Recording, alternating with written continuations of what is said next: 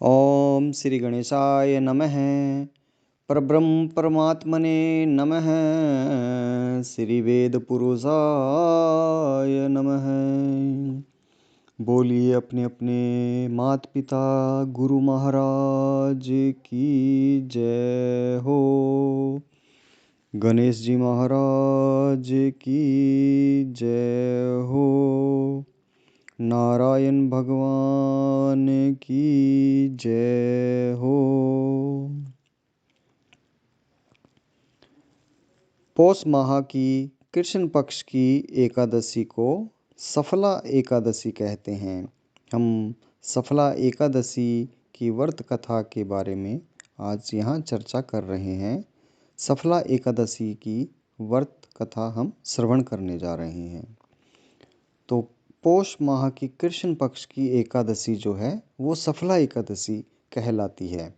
इसका व्रत करने से सारे कार्य सफल हो जाते हैं। इस व्रत को करने वाले को प्रातः स्नान करके भगवान अच्युत नारायण केशव की आरती करनी चाहिए। आरती करें, उन्हें भोग लगाएं और पूजन में धूप दीप नैवेद्य, नारियल सुपारी, आंवला अनार लौंग यथावत पूजन का सामग्री उन्हें अर्पण करें। दीपदान का बड़ा ही महत्व रहता है सायंकालीन संध्या के समय, और रात्रि का जागरण का भी बड़ा ही महात्म्य है। कथा इस प्रकार से है कि राजा महिष्यत के 4 बेटे थे। छोटा बेटा ल्यूक बड़ा दुष्ट और पापी था। वह पिता के धन को कुकर्मों में नष्ट करता रहता था।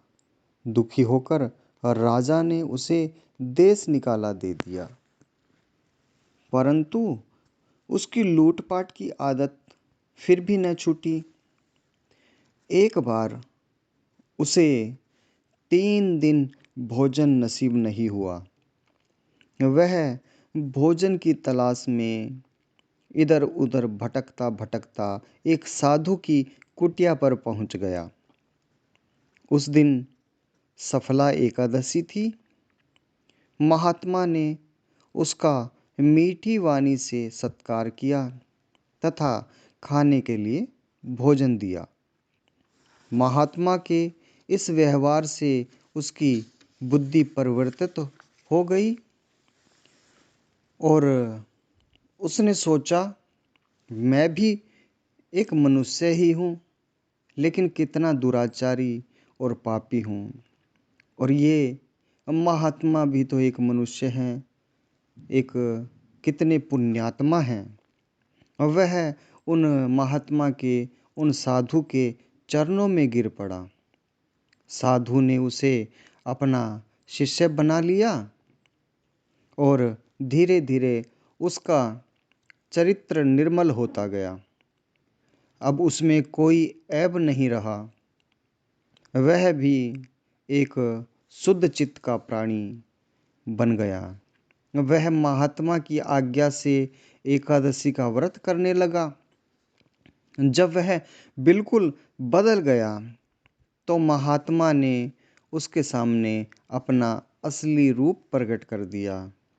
महात्मा के वेश में उसके सामने उसके पिता ही खड़े थे।